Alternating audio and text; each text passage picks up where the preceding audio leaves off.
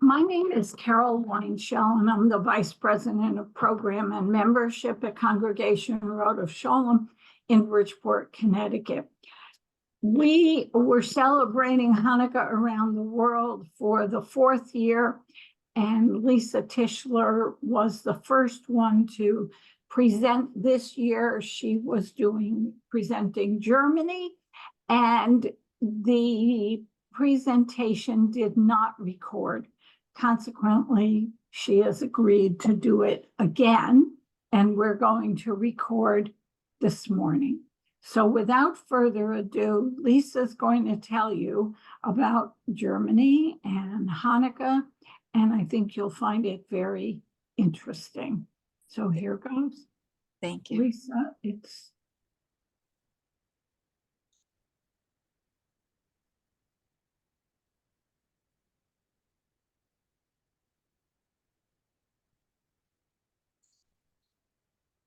I'm coming.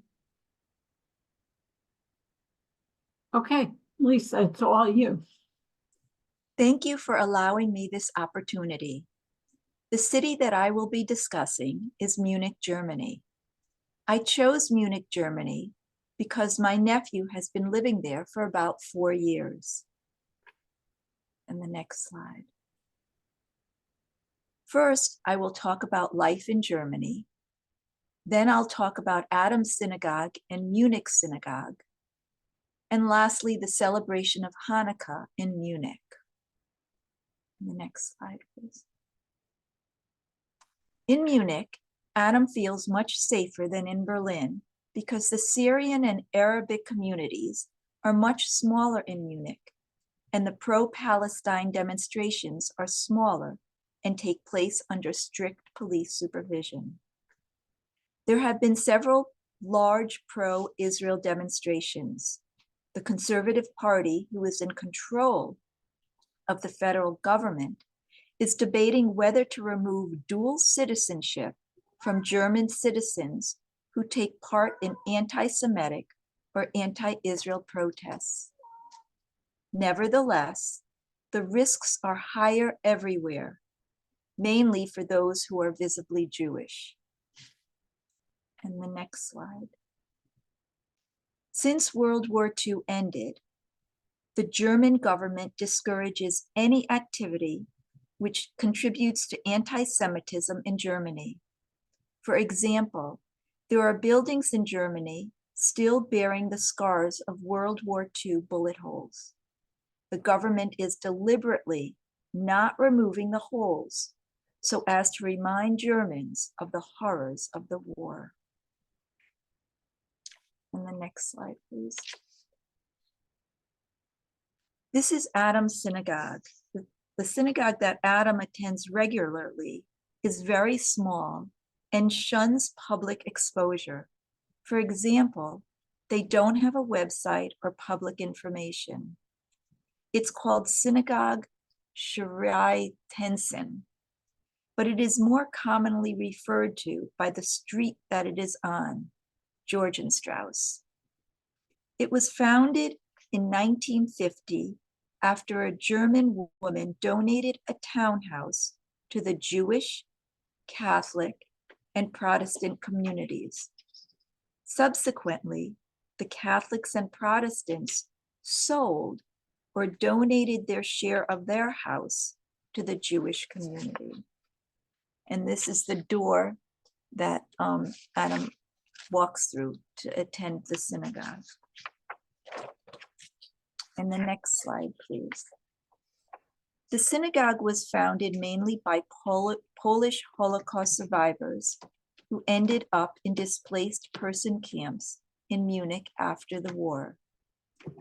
Many of these survivors wanted to leave Munich for somewhere else, but the unlucky ones were too sick to leave, and others ended up being financially successful and chose to stay. Because of the Polish influence, the synagogue prays not according to the German Ashkenazi tradition, but rather utilizes the Sephardic tradition, which was popular among Polish Hasidim beginning in the 18th century. Adam's synagogue doesn't employ a rabbi, so different people take turns leading prayer. The congregation consists of about 60 families that come from all over the world: Israel, Russia, United States, Georgia, the country, Spain, Uruguay, Poland, Hungary. And there are lots of children that attend. Adam takes pride in his synagogue, admiring the traditional worship practices and close-knit communal ties. And we can go to the next slide, please. And this is where they sometimes have their gatherings. And the next slide, please. The main synagogue in Munich is called Ochel Yaakov Synagogue and is very beautiful. It is one of the largest and most impressive new synagogue buildings in Europe. It was opened on the 68th anniversary of Kristallnacht in November of 2006. The synagogue took 2 years to build at a cost of $72 million, which was funded by the city of Munich and private donations. The building is a cubic concrete structure with stone on the lower part, and the roof is made of glass. The cubic glass roof represents the tent, Ochel, symbolizing Moses' 40-year journey through the desert. The synagogue seats about 550 people. And we can go to the next slide, please. And this is when they celebrate that's the Hanukkah they put out.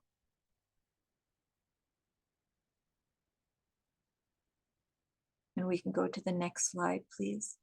And this is the inside of the synagogue, which is about 550 people.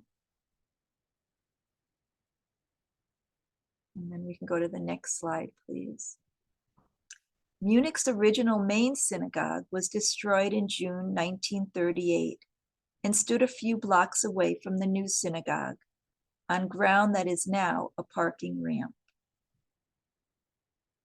So we can go to the next one, please. And you can see here how the Nazis destroyed this synagogue and they're cleaning it up. So all this now became the parking lot.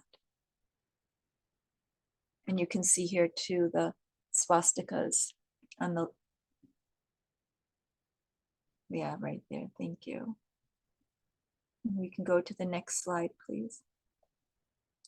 So right now they not only have the synagogue, but they have a campus-style community center, which brings together all Jewish institutions that were previously scattered throughout the city. There's a kindergarten school, primary school, a cultural and youth center, a retirement home, a library, a kosher restaurant, and a Jewish museum. The synagogue sends a visible message. Judaism has proudly and visibly returned to the center of the city and to society. The move of the Jewish community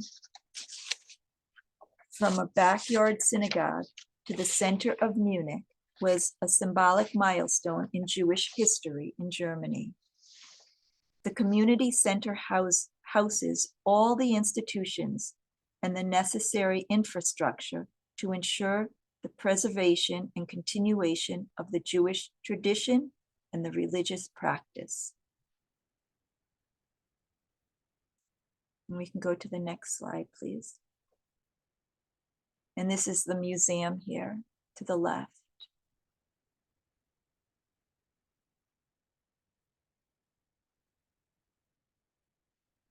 And we can go to the next slide, please. How is Hanukkah celebrated in Munich, Germany? Hanukkah is a life-affirming holiday in Germany and is especially important because of the country's horrific history of deportation, imprisonment, and extermination. Germany's Jewish community remains as just a fraction of the size it was prior to World War II. but its rebirth shows a vibrancy and assertiveness. One special custom in Germany for Hanukkah that Adam knows about is serving a meal of goose on Shabbat during Hanukkah. Otherwise, the customs are the same Ashkenazic customs as elsewhere, such as including fried foods such as latkes. Nowadays, many people eat sufganiyot as a salute to Israel. In addition, there is a big public Hanukkah that is organized nightly by the Chabad, but also supported by the Jewish community and local politicians. According to some historians, the dreidel, a traditional Hanukkah toy, actually comes from a German gambling game, perhaps introduced by the Romans during ancient times.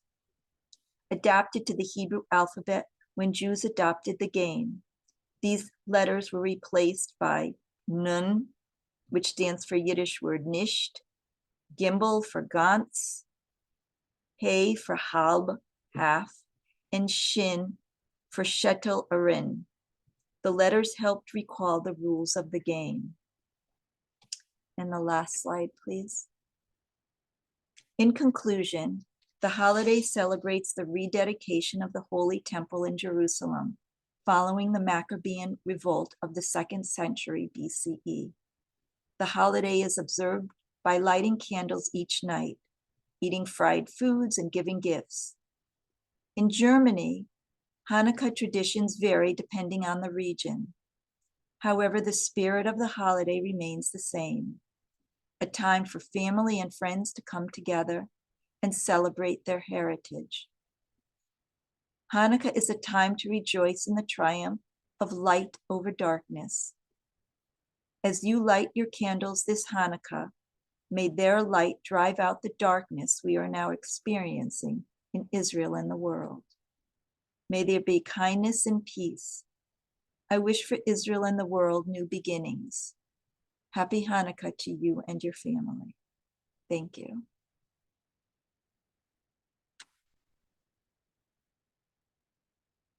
Thank you, Lesa.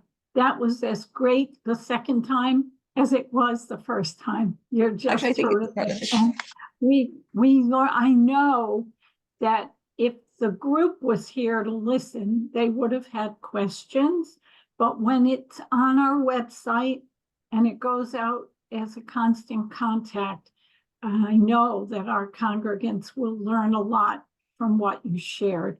So I thank you again, and I thank you again for doing it the second time. I'm going to stop the recording now.